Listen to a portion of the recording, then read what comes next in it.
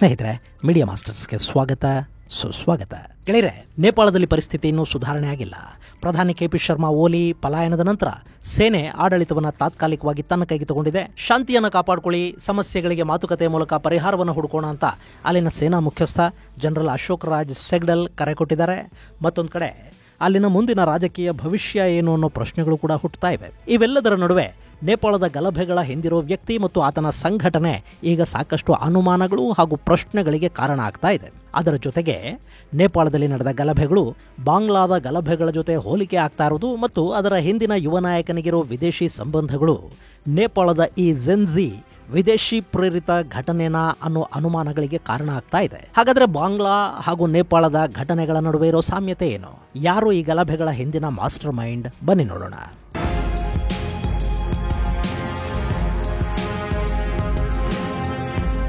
ಗೆಳೆಯರೆ, ನೇಪಾಳದ ಗಲಭೆಗಳು ಪೊಲೀಸರ ಕೈಮೀರಿ ಹೋಗ್ತಾ ಇವೆ.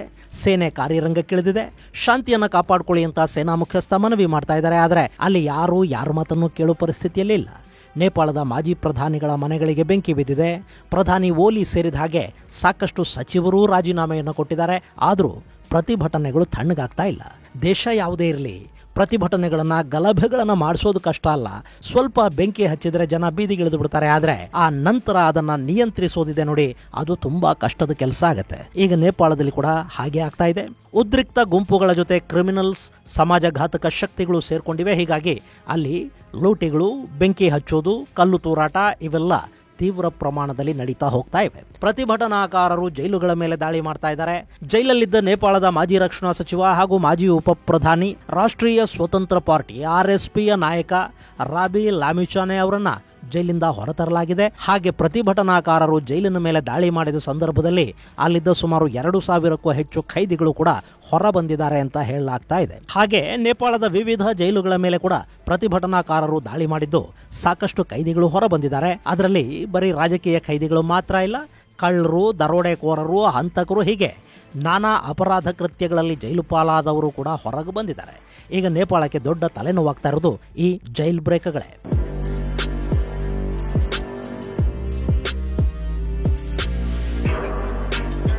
ಗೆಳೆಯರೆ, ಇದೆಲ್ಲದರ ಹಿಂದೆ ಯಾರಿದ್ದಾರೆ ಅನ್ನೋದನ್ನ ನೋಡೋದಕ್ಕೂ ಮೊದಲು ನೇಪಾಳದ ಪ್ರತಿಭಟನೆಗಳು ಹಾಗೂ ಬಾಂಗ್ಲಾದ ಗಲಭೆಗಳ ನಡುವಿನ ಸಾಮ್ಯತೆಯನ್ನು ನಾವು ನೋಡ್ಬಿಡೋಣ. ಬಾಂಗ್ಲಾದೇಶದಲ್ಲಿ ಕಳೆದ ವರ್ಷ ಇದೇ ಥರದ ಪ್ರತಿಭಟನೆಗಳಾದವು. ಅದಕ್ಕೆ ಕಾರಣವಾಗಿದ್ದು ನೆಪೋಟಿಸಂ. ಅಂದರೆ ಅಲ್ಲಿನ ಆಡಳಿತಾರೂಢ ಅವಾಮಿ ಲೀಗ್ 1971 ಬಾಂಗ್ಲಾ ವಿಮೋಚನೆಯಲ್ಲಿ ಭಾಗಿಯಾಗಿದ್ದವರ ಮಕ್ಕಳಿಗೆ ಸರ್ಕಾರಿ ನೇಮಕಾತಿಯಲ್ಲಿ 30% ಮೀಸಲಾತಿಯನ್ನು ಕೊಡ್ತಾ ಇದೆ ಅನ್ನೋದು ಅಲ್ಲಿನ ಯುವಕರ ಸಿಟ್ಟಿಗೆ ಕಾರಣ ಆಗಿತ್ತು. ಬಾಂಗ್ಲಾ ವಿಮೋಚನೆಯಲ್ಲಿ ಭಾಗಿಯಾದವರು ಅಂದರೆ ಅವರು ಅವಾಮಿ ಲೀಗ್ ಪಕ್ಷದ ಕಾರ್ಯಕರ್ತರೇ. ಹೀಗಾಗಿ ತನ್ನ ಕಾರ್ಯಕರ್ತರು, ಪಕ್ಷದ ನಾಯಕರ ಮಕ್ಕಳಿಗೆ ಅನುಕೂಲ ಮಾಡಿಕೊಡೋ ಸಲುವಾಗಿನೇ ಆ ಮೀಸಲಾತಿ ಪಾಲಿಸಿಯನ್ನು ಅಳವಡಿಸಿಕೊಳ್ಳಲಾಗಿದೆ ಅನ್ನೋದು ವಿದ್ಯಾರ್ಥಿಗಳು ಹಾಗೂ ಯುವಕರ ಆರೋಪ ಆಗಿತ್ತು. ಅದರ ಜೊತೆಗೆ ಪ್ರಧಾನಿ ಹಸೀನಾ ಅವರ ಮೇಲಿನ ಭ್ರಷ್ಟಾಚಾರದ ಆರೋಪಗಳು, ಆಕೆಯ ನಿರಂಕುಶ ಆಡಳಿತ, ತನ್ನ ವಿರೋಧಿಗಳನ್ನು ದಮನ ಮಾಡ್ತಾ ಇದ್ದ ರೀತಿ, ಇವೆಲ್ಲ ಕೂಡ ಆ ಗಲಭೆಗೆ ಪ್ರಮುಖ ಕಾರಣಗಳಾದವು. ಇನ್ನು ನೇಪಾಳದಲ್ಲೂ ಅಷ್ಟೇ, ಅಲ್ಲಿನ ಆಡಳಿತಾರೂಢರ ಮಕ್ಕಳ ಐಷಾರಾಮ ಅನ್ನೋದು ಜನಪ್ರತಿಭಟನೆಯ ಮೂಲ ಆಗಿತ್ತು. ನೆಪೋ ಬೇಬಿ, ನೆಪೋ ಕಿಡ್ ಮುಂತಾದ ಹ್ಯಾಶ್ಟ್ಯಾಗ್ಗಳು ಅಲ್ಲಿ ಟ್ರೆಂಡ್ ಆಗೋದಿಕ್ಕೆ ಶುರು ಆದವು. ಅದರ ಜೊತೆಗೆ ರಾಜಕೀಯ ಅಸ್ಥಿರತೆ, ಭಯಾನಕ ಪ್ರಮಾಣದ ಭ್ರಷ್ಟಾಚಾರ, ನಿರುದ್ಯೋಗ, ಬಡತನ ಇವೆಲ್ಲ ಕೂಡ ಅಲ್ಲಿನ ಯುವಕರ ಸಿಟ್ಟಿಗೆ ಕಾರಣ ಆಗಿತ್ತು. ಇದರ ಜೊತೆ ಸೋಷಿಯಲ್ ಮೀಡಿಯಾಗಳ ಮೇಲೆ ನಿರ್ಬಂಧ ವಿಧಿಸಿದ್ರು ಅನ್ನೋ ಒಂದು ಸಣ್ಣ ವಿಷಯ ಅಲ್ಲಿ ದೊಡ್ಡ ಪ್ರಮಾಣದ ಪ್ರತಿಭಟನೆಗಳಿಗೆ ಕಾರಣ ಆಯಿತು. ಹಾಗೇನೆ ಬಾಂಗ್ಲಾದಲ್ಲಿ ಕೂಡ ರಿಸರ್ವೇಷನ್ ವಿರುದ್ಧ ನ್ಯಾಯಾಲಯ ತೀರ್ಪು ಕೊಟ್ಟರು ಪ್ರತಿಭಟನೆಗಳು ನಿಲ್ಲಲಿಲ್ಲ.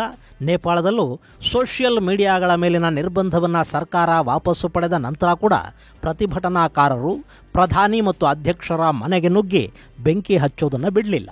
ಇನ್ನೊಂದು ಬಾಂಗ್ಲಾದೇಶದಲ್ಲಿ ಅಕಸ್ಮಾತ್ ಶೇಖ್ ಹಸೀನಾ ಪ್ರತಿಭಟನಾಕಾರರ ಕೈಗೆ ಸಿಕ್ಕಿಬಿಟ್ಟಿದ್ರೆ ಏನಾಗ್ತಾ ಇತ್ತು ಅನ್ನೋ ಕುತೂಹಲಕ್ಕೆ ನೇಪಾಳದಲ್ಲಿ ತೆರೆ ಬಿದ್ದಿದೆ. ಅಲ್ಲಿ ಮಾಜಿ ಪ್ರಧಾನಿ ಜಾಲಾನಾಥ್ ಖಾನಲ್ ಅವರ ಮನೆಗೆ ಪ್ರತಿಭಟನಾಕಾರರು ಬೆಂಕಿ ಹಚ್ಚಿದ್ದಾರೆ. ಆ ಸಂದರ್ಭದಲ್ಲಿ ಮನೆಯಲ್ಲಿದ್ದ ಜಾಲಾನಾಥ್ ಅವರ ಪತ್ನಿ ರಾಜ್ಯಲಕ್ಷ್ಮಿ ಚಿತ್ರಕಾರ್ ಬೆಂಕಿಗೆ ಆಹುತಿಯಾಗಿದ್ದಾರೆ.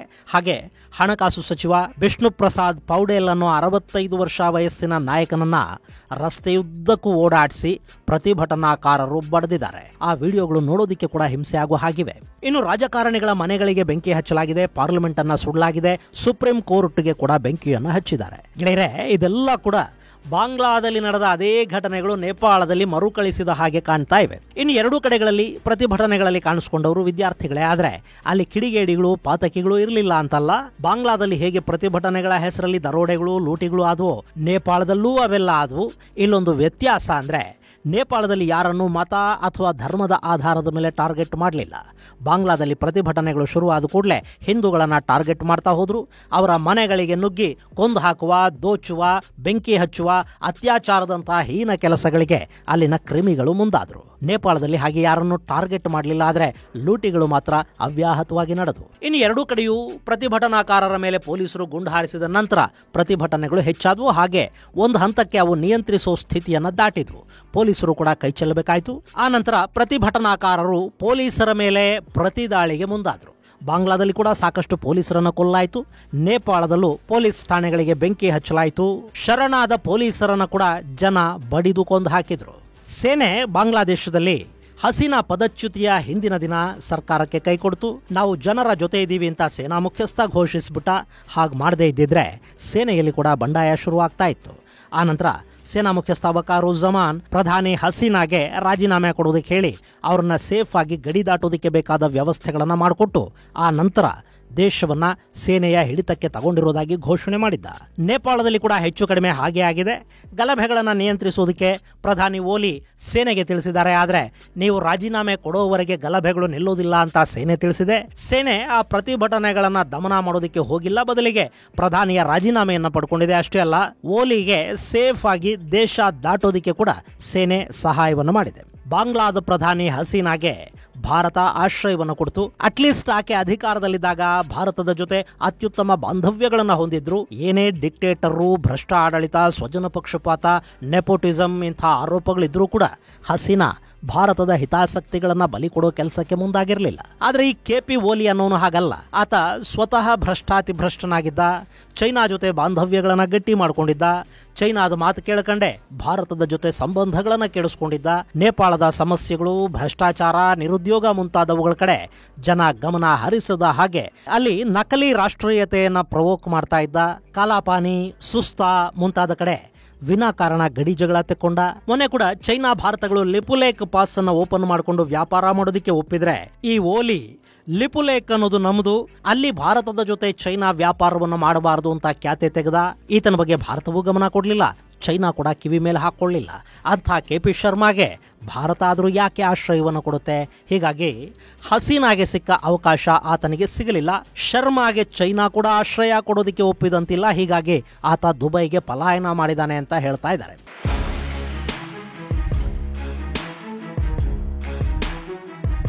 ಇನ್ನು ಎರಡೂ ಕಡೆಗಳಲ್ಲಿ ಪ್ರತಿಭಟನೆಯಲ್ಲಿ ಅತಿ ಹೆಚ್ಚಾಗಿ ಕಾಣಿಸಿಕೊಂಡಿದ್ದು ಯುವಕರೇ. ಬಾಂಗ್ಲಾದಲ್ಲಿ ಒಂದಷ್ಟು ವಿದ್ಯಾರ್ಥಿ ಸಂಘಟನೆಗಳು ಈ ಗಲಭೆಗಳ ಹಿಂದಿದ್ವು. ಆದರೆ ನೇಪಾಳದಲ್ಲಿ ಯಾರು? ಗೆಳೆಯರೆ, ನೇಪಾಳದ ಅಷ್ಟೂ ಗಲಭೆಗಳ ಹಿಂದಿರೋದು ಹಮಿ ನೇಪಾಳ್ ಅನ್ನೋ ಒಂದು NGO ಮತ್ತು ಅದರ ಮುಖ್ಯಸ್ಥ ಸುದಾನ್ ಗುರಂಗ್. ಈತನದು ರಾತ್ರೋರಾತ್ರಿ ಹುಟ್ಟುಕೊಂಡ ನಾಯಕತ್ವ ಅಲ್ಲ. ಸುದಾನ್ ಗುರಂಗ್ ನೇಪಾಳದಲ್ಲಿ ಈವೆಂಟ್ ಮ್ಯಾನೇಜರ್ ಆಗಿದ್ದವನು. 2015ರಲ್ಲಿ ನಡೆದ ಭೂಕಂಪನ ಈತನನ್ನ ಸಾಮಾಜಿಕ ಕಾರ್ಯಕರ್ತನನ್ನಾಗಿ ಮಾಡಿತು. ಆ ದುರಂತದಲ್ಲಿ ತನ್ನ ಮಗನನ್ನ ಕಳ್ಕೊಂಡ ಗುರಂಗ್ ಭೂಕಂಪ ಸಂತ್ರಸ್ತರ ಪರ ಕೆಲಸ ಮಾಡೋದಕ್ಕೆ ನಿಂತ. ಆನಂತರ ಹಮಿ ನೇಪಾಳ್ ಅನ್ನೋ NGO ಶುರುವಾಯಿತು. ಅದರ ಒಂದು ವೆಬ್ಸೈಟ್ ಕೂಡ ಇದೆ. ಅದು ಇನ್ನೂ ಪೂರ್ತಿ ರೆಡಿ ಆಗಿಲ್ಲ ಅಂತ ಅದರಲ್ಲಿ ಅವರೇ ಹೇಳ್ಕೊಂಡಿದ್ದಾರೆ. ಹಾಗೆ ಹಮಿ ನೇಪಾಳ್ನ ಇನ್ಸ್ಟಾ ಪೇಜಲ್ಲಿ 18,000ದವರೆಗೆ ಫಾಲೋಯರ್ಸ್ ಇದ್ದಾರೆ. ಈ ಸಂಘಟನೆಯಲ್ಲಿ ಸುಮಾರು 1,600 ಮಂದಿ ಸ್ವಯಂ ಸೇವಕರು ಕೆಲಸ ಮಾಡ್ತಾ ಇದ್ದಾರೆ ಅಂತ ಹೇಳಲಾಗುತ್ತೆ. ಇವರ ವೆಬ್ಸೈಟ್ ಅಲ್ಲಿ ಸಿಗೋ ಮಾಹಿತಿಯ ಪ್ರಕಾರ ಖ್ಯಾತ ನೇತ್ರತಜ್ಞ ಡಾಕ್ಟರ್ ಸಂದೂಕ್ ರೋಹಿತ್ ಈ ಹಮಿ ನೇಪಾಳ್ ಅನ್ನೋ NGOದ ಹಿಂದಿದ್ದಾರೆ. ಈ ಡಾಕ್ಟರ್ ಸಂದೂಕ್ ಮ್ಯಾಗ್ಸೆಸೆ ಪ್ರಶಸ್ತಿಯನ್ನು ಪಡ್ಕೊಂಡಿದ್ದಾರೆ. ಇವರದ್ದು ಬಾರ್ಬರಾ ಫೌಂಡೇಶನ್ ಅನ್ನೋ ಒಂದು NGO ಕೂಡ ಇದೆ.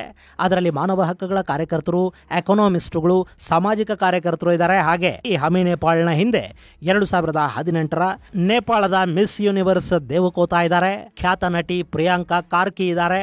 ಚೈನಾ ವೈರಾಣುವಿನ ಕಾಲದಲ್ಲಿ ಈಕೆ ಹಮಿ ನೇಪಾಳ್ ಮೂಲಕ ಅಲ್ಲಿನ ಜನಕ್ಕೆ ಸಾಕಷ್ಟು ಸಹಾಯವನ್ನು ಮಾಡಿದ್ರು. ಹಾಗೆ ಸ್ವಸ್ತಿಮಾ ಖಡ್ಕ, ಗಾಯಕಿ ಅಭಯ ಸುಬಾ ಮುಂತಾದ ನೇಪಾಳದ ಯುವ ಸೆಲೆಬ್ರಿಟಿಗಳು ಸಾಕಷ್ಟು ಜನ ಈ ಸಂಘಟನೆಯ ಹಿಂದಿದ್ದಾರೆ. ಮತ್ತು ಮ್ಯಾಗ್ಸೆಸೆ ವಿಜೇತ ಡಾಕ್ಟರ್ ಸಂದೂಕ್ ರೈತ್ ಅವರ ಬಾರ್ಬರಾದ ಜೊತೆ ಅಲ್ ಜಜೀರಾ ಸೇರಿದಂತೆ ಒಂದಷ್ಟು ಸಂಸ್ಥೆಗಳು ಹಣಕಾಸಿನ ನೆರವನ್ನು ಕೂಡ ಕೊಡ್ತಾ ಇವೆ ಅನ್ನೋದನ್ನ ಈ ವೆಬ್ಸೈಟ್ ಹೇಳ್ತಾ ಇದೆ. ಅಷ್ಟು ಬಿಟ್ರೆ ಹೆಚ್ಚಿನ ಮಾಹಿತಿ ಅಲ್ಲಿ ಸಿಗ್ತಾ ಇಲ್ಲ.